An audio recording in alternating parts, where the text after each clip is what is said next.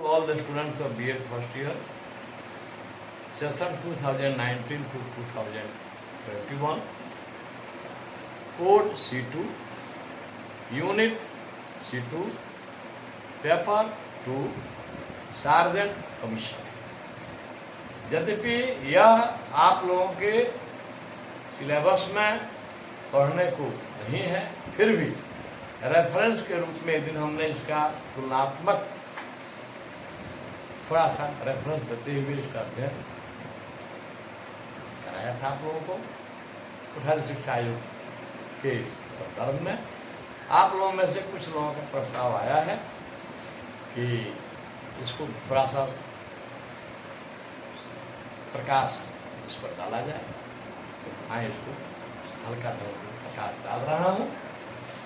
द्वितीय विश्व युद्ध के उपरांत सर जॉन सार्जेंट की अध्यक्षता में 22 सदस्यीय समिति गठित की गई, जिसने अपना रिपोर्ट 1944 में तत्कालीन केंद्रीय शिक्षा सलाहकार समिति, जिसको अंग्रेजी में CAB सेंट्रल एडवाइजरी बोर्ड के समक्ष प्रस्तुत किया, जिसका उद्देश्य सभी भारतीयों को 40 वर्षों के अंदर अर्थात 1984 ईस्वी तक साक्षर बनाना था।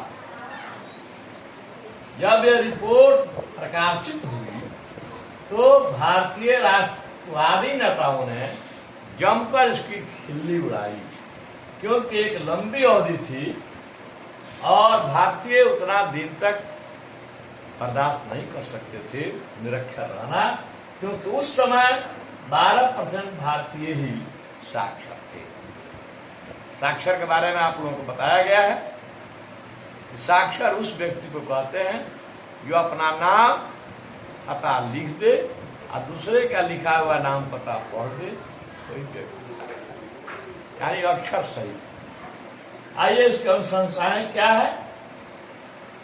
यह प्रथम शिक्षा समिति थी जिसने पूर्व प्राथमिक शिक्षा से लेकर विश्वविद्यालय स्तर तक की शिक्षा को अपने रिपोर्ट में शामिल किया। इसके पहले जितने भी आयोग थे वे इतने व्यापक रूप में शिक्षा के सभी स्तरों को अपने में शामिल नहीं किए थे। प्राथमिक शिक्षा तक था, माध्यमिक शिक्षा तक था, लेकिन इसने पूर्व प्राथमिक प्राथमिक से पहले यानी वर्ग 1 से पहले की शिक्षा को भी इसने सम्मिलित किया। तो पूर्व प्राथमिक शिक्षा से विश्वविद्यालय तक की शिक्षा का पुनर्गठन फर्स्ट। दूसरा, 6 से 19 वर्ष आयु वर्ग के बच्चों के लिए निःशुल्क एवं अनिवार्य शिक्षा की अनुशंसा इसने की थी। तीसरा, प्राथमिक शिक्षा एवं माध्यमिक द्विस्तरीय माध्यमिक शिक्षा की अनुशंसा इसने की। प्राथमिक शिक्षा तो थी, लेकिन उसके साथ द्विस्तरीय माध्यमिक शिक्षा। प्राथमिक शिक्षा में ही एक अलग विभाग था, वह बुनियादी शिक्षा। तो इसने प्राथमिक शिक्षा और बुनियादी शिक्षा दोनों को अपने रिपोर्ट में शामिल किया। और द्विस्तरीय माध्यमिक शिक्षा, द्विस्तरीय माध्यमिक शिक्षा मतलब एक सामान्य शिक्षा जिसमें सामान्य विषयों की पढ़ाई होगी, हिंदी, अंग्रेजी, उर्दू, संस्कृत, गणित, सामाजिक विज्ञान, विज्ञान इत्यादि विषय। और एक स्तर पर औद्योगिक और व्यावसायिक शिक्षा। माध्यमिक स्तर पर किसी न किसी उद्योग की शिक्षा दी जाएगी, किसी न किसी व्यवसाय की शिक्षा दी जाएगी, ताकि माध्यमिक शिक्षा प्राप्त करने के बाद कोई बच्चा बेरोजगार नहीं रहे। तीसरा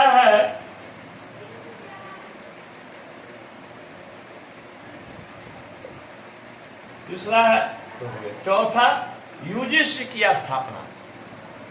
यूजीसी कहते हैं यूनिवर्सिटी ग्रांट्स कमीशन, जो आज भी कार्यरत है और इसका काम है विश्वविद्यालय स्तर तक की शिक्षा, इसमें महाविद्यालय शिक्षा भी आता है, के लिए विभिन्न प्रकार के शिक्षा कार्यक्रम ढांचा बनाना, सिलेबस तैयार करना और उन पर नियंत्रण रखना। साथ ही वह जो जितना इन विश्वविद्यालयों और महाविद्यालयों को देश भर में जितना ऐड मिलता है, जितनी सहायता मिलती है, वित्तीय मदद मिलता है, वह सब यूनिवर्सिटी ग्रांट्स कमीशन ही देता है। तीसरा नहीं, चौथा, पांचवा, वयस्क शिक्षा।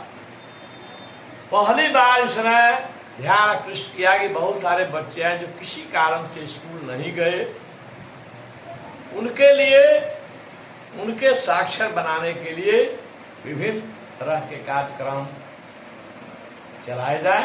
अनौपचारिक शिक्षा, वयस्क शिक्षा। अनौपचारिक शिक्षा कहते हैं कि जो शिक्षा विद्यालयों में नहीं दी जाती है, विद्यालयों के बाहर जो शिक्षा है उसी को अनौपचारिक शिक्षा। तो वयस्क शिक्षा और अनौपचारिक शिक्षा की इसने की सिफारिश की। छठा, अध्यापक शिक्षा। शिक्षकों के प्रशिक्षण के लिए कॉलेजों की स्थापना, जिसमें से निकलकर ये शिक्षक अपना अध्यापन कार्य सुचारू रूप से कर सके। उसके बाद है विकलांग शिक्षा। बहुत सारे ऐसे बच्चे हैं जो किसी कारण से विकलांग रह गए, उनके लिए शिक्षा की अलग से व्यवस्था करना, ये भी सरकार का दायित्व है और इसकी सिफारिश इसने की थी। नेक्स्ट, स्वास्थ्य शिक्षा। शिक्षा जो है वह स्वास्थ्य परख हो, बच्चों का स्वास्थ्य ठीक रहे, बच्चे स्वस्थ रहें, इसके लिए इस रिपोर्ट ने, इस कमीशन ने अपनी रिपोर्ट में इसका वर्णन किया। रोजगारोन्मुखी एवं उत्पादनशील शिक्षा। शिक्षा ऐसी हो जिसको प्राप्त करने के बाद बच्चा आत्मनिर्भर बने और उत्पादनशील बने, वह समाज पर निर्भर नहीं हो। महात्मा गांधी ने भी कहा था कि शिक्षा को बेरोजगारी के विरुद्ध एक बीमा होना चाहिए। छात्र उसको पढ़ लिखकर अपने पैर पर खड़ा हो सके, शिक्षा ऐसी ही हो। इसकी भी सिफारिश साधन कमीशन।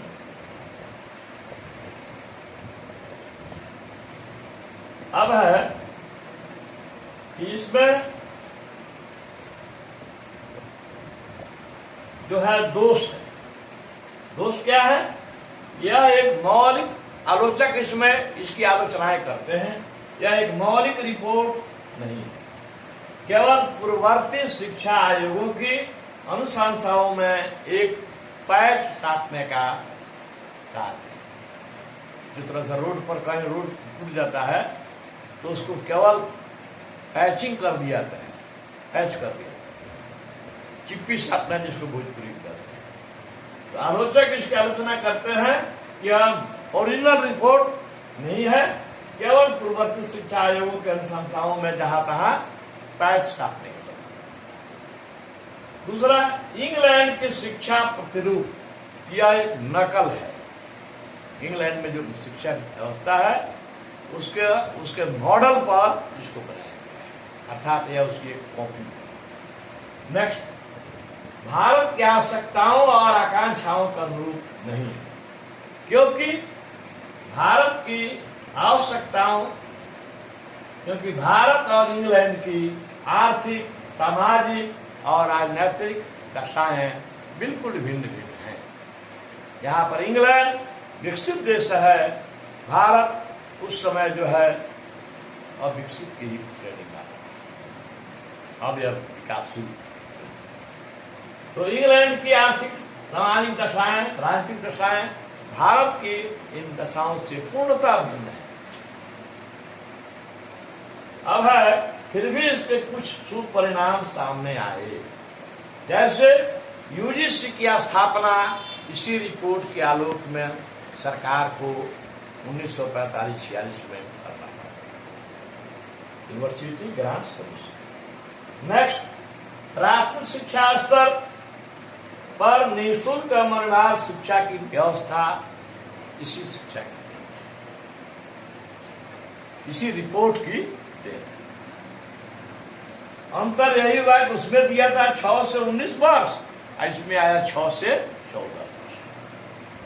तीसरा है माध्यमिक शिक्षा को व्यवसाय परक बनाने की कवायद शुरू। प्राथमिक शिक्षा जो है के बाद माध्यमिक शिक्षा को जो है व्यवसाय परक बनाने या औद्योगिक प्रशिक्षण देने की व्यवस्था उसी के बाद से शुरू हुई। आज भी जो है आधुनिक विद्यालयों में कृषि की शिक्षाएं दी जाती हैं। उसके बाद है वयस्क शिक्षा। सरकार ने पहली बार अपना ध्यान आकृष्ट किया वयस्क शिक्षा पर, और उसके लिए विभिन्न तरह के कार्यक्रम चलाए गए। वयस्क मानवचारी केंद्र, रात्रि पाठशाला और संपोषण।